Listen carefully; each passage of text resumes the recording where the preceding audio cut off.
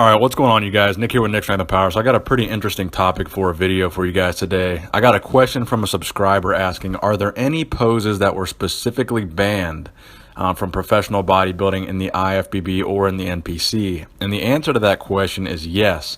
There is one pose that I know of that is probably the most notorious pose, and that is the moon pose. So basically what the moon pose is the bodybuilder is essentially bending over, sticking their butt up in the air. And the point of this whole pose is to really show off the glute and hamstring separation from the back.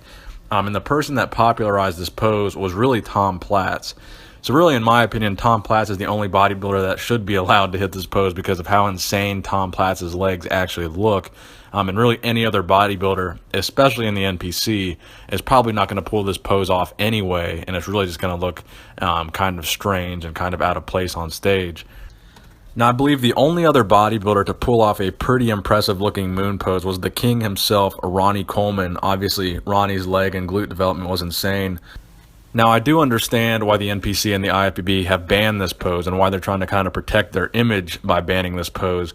I mean, if you think about what bodybuilding is in general, big, muscled, oily men, flexing in their underwear, I think the last thing that they want to add to their repertoire of poses is that big, sweaty man in underwear bending over on stage and then having a panel of judges looking at that guy bending over on stage.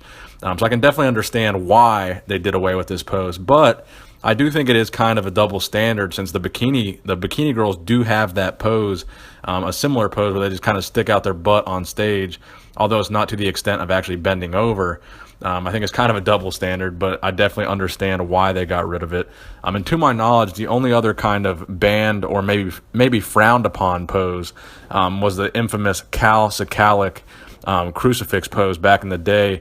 He kind of did a crucifix pose with a tilted head imitating a crucified Jesus, and not doing the standard crucifix pose where he's just flexing.